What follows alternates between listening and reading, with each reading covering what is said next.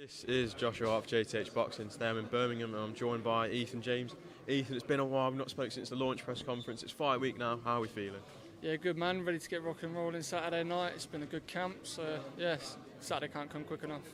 It's probably, I'd say, the biggest one so far for yourself, not just obviously your WBO European, you've also got the English title on the line. One of the more honourable belts in boxing, especially when you look at the British boxing landscape. How excited are we for it? Yeah, good. It's obviously a good fight, obviously, and it being the hardest fight today, that's what I expect now. I expect every time I get a win, I need them step-ups, keep pushing myself forward, put myself in better positions.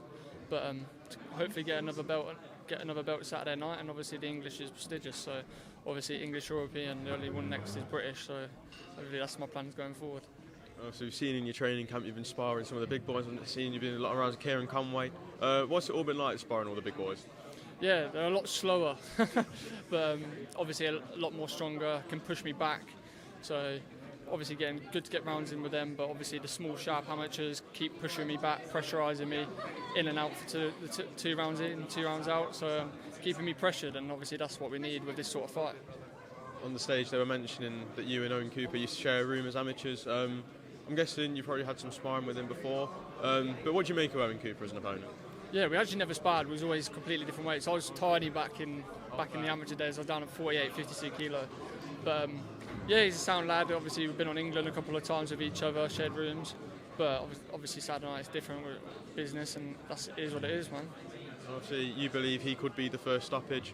He says it's worse things to do to stand and trade. But what do you expect from him this weekend? I just expect him to come forward, pressurise me, probably maybe more than Moorcroft, but. Yeah, again, I think it was just playing into my hands, him coming for a fight. So whatever he brings, I'll be ready to adapt to it. Obviously, I know you don't want to overlook him, but with a win on Saturday, where would you like to go next? Would you like to make a defence of that English, or would you like to try and push for the British? Obviously, hopefully, depending on what Harry Scarf does with the British, if he vacates or whatever, winning the English would put me in good stead for that. So obviously, my goal is the British, and then onwards and upwards from there, hopefully.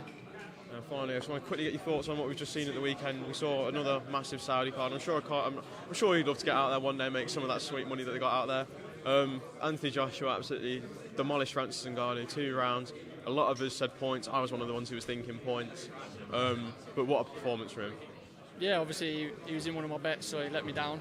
But obviously he's buzzing now he got the knockout, so he doesn't care anyway. But yeah, man, it was just another good show for boxing. Obviously, Mark Chamberlain got a good win out there against Gavin Gwynn, and the Saudi shows are just shutting it down, man. They're good shows to be on, and yeah, hopefully in a few fights' time, you never know, I could be there.